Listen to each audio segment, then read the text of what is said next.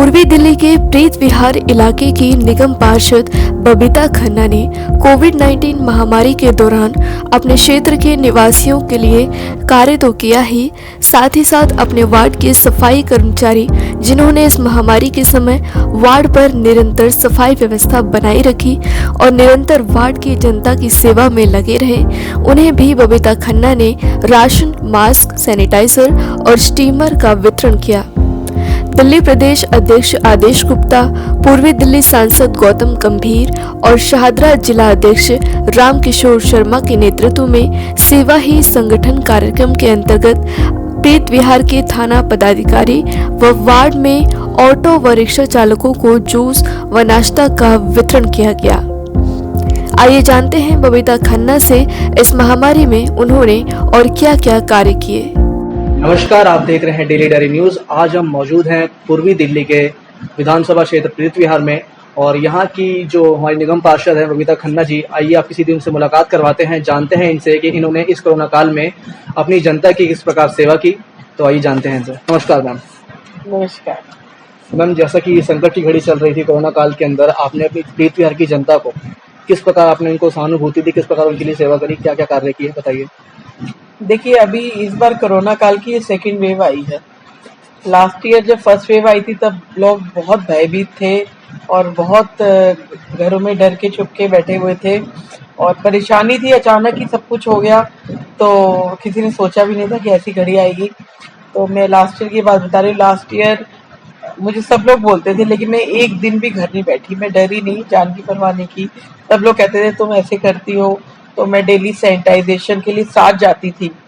Sanitisation नियमित रूप से, राशन का वितरण किया नियमित रूप से और जहाँ पर भी जिसको जो जरूरत थी सैनिटाइजर, मास्क और जिस तरह से कोरोना पॉजिटिव केस जहाँ पर आते थे वहाँ स्पेशल तरीके से अपनी पूरी टीम को भेज के सैनिटाइज कराती थी। सफाई का विशेष ध्यान रखा गया क्योंकि और ये देखिए हमारे जो कर्मचारी ये लोग भी अपनी जान पर खेलकर नियमित रूप से आए तो किसी भी कोने में गंदगी न रह जाए। मेरे क्षेत्र में ये सब बातों का मैंने लास्ट ईयर ध्यान रखा था। तो हम जैसा कि हर जगह की ना जनता डरी हुई है, वैक्सीनेशन को लेकर तरह तरह की बातें की जा रही हैं, तो आप किस प्रकार उनको जागरूक कर रहे हैं? अभी इस बार का मैं बता रही हूँ, इस बार भी जब सेकेंड वेव आई तब भी यही सब सेम परेशानी थी। तो मैं जैसे पुलिसकर्मी है बैठे होते हैं जगह, वहां पर उनको चाय बना के मैं दे के आती थी, शाम का नाश्ता दिया। रिक्शा वाले हैं और इस तरह से जो छोटे लेवल के लोग होते हैं जिनकी आमदन बिल्कुल बंद है, मोची है, धोबी है और प्लम्बर है, इलेक्ट्रिशियन है, इस बार मैंने इन सबको भारी मात्रा में राशन वितरण किया। कार्यक्रम भी रखा था यहाँ पर और जगह जगह कॉलोनियों में भी जाकर जहाँ दे सकती थी दिया।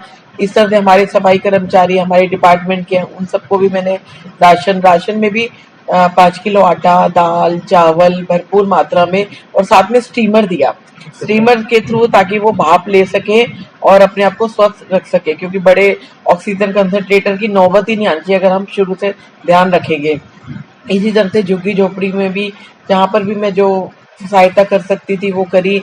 सैनिटाइजर पूरा चारों तरफ इतनी बार अच्छी तरह से सैनिटाइजेशन, बड़े टैंकर से, छोटी गाड़ी से, हाथ की मशीन से ये सब कराया।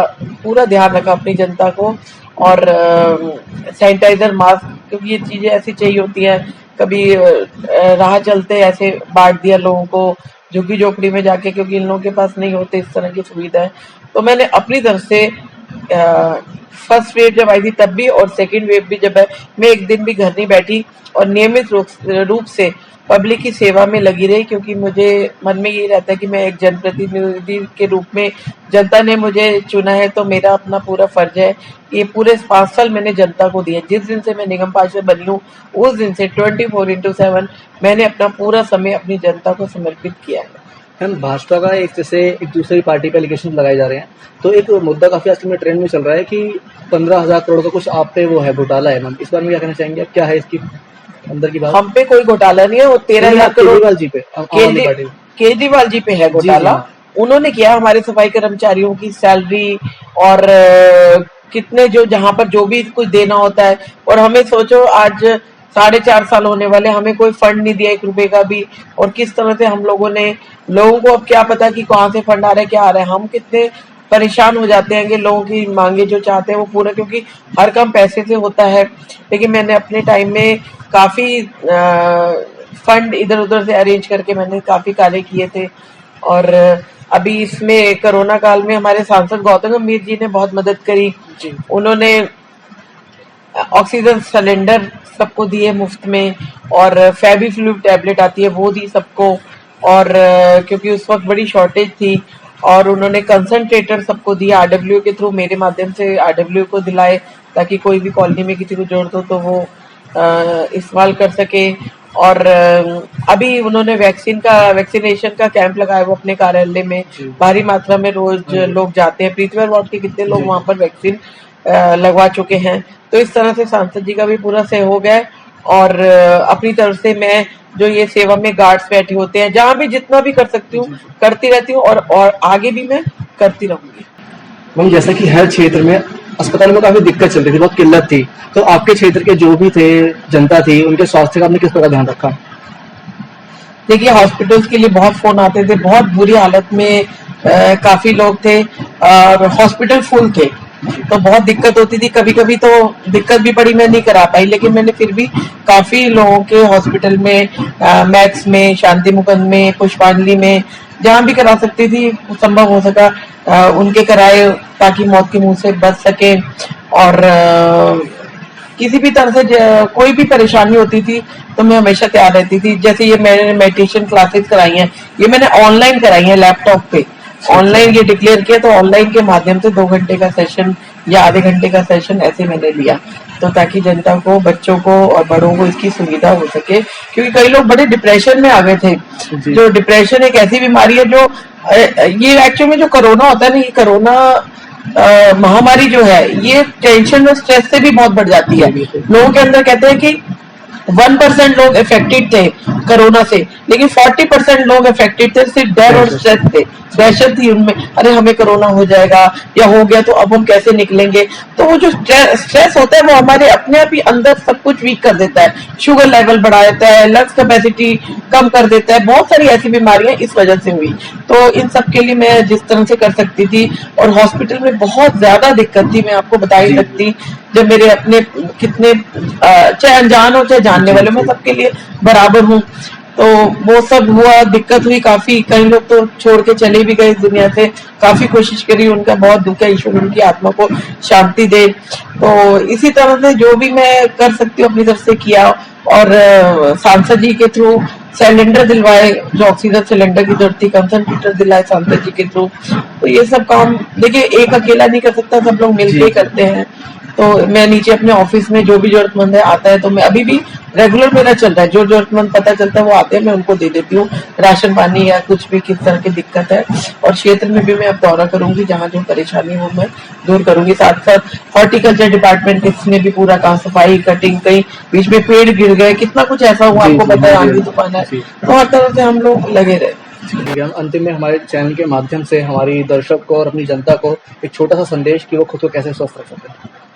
मैं अपने पृथ्वी वार्ड की जनता को यही संदेश देना चाहूंगी, हाथ जोड़कर, क्योंकि देखिए अभी फर्स्ट वेव अभी गई नहीं थी कि सेकंड वेव आ गई, तो हम थर्ड वेव को इस तरह से आमंत्रित ना करें। कुछ गलतियां हम लोगों की भी हो जाती हैं, क्योंकि जैसे ही फर्स्ट वेव खत्म हुई तो लोगों ने फिर गैदरिंग शुरू कर दी, भीड़ भड़के शुरू हो गए, ट्रैफिक जाम हो गए रास्ते में, और मास्क लगाना बंद कर दिया। तो मैं अपनी जनता को यही संदेश दूंगी कि एक तो नियमित रूप से मास्क अवश्य लगाएं, एक मास्क से काम नहीं चलेगा, कम से कम 2 मास्क अवश्य लगाएं।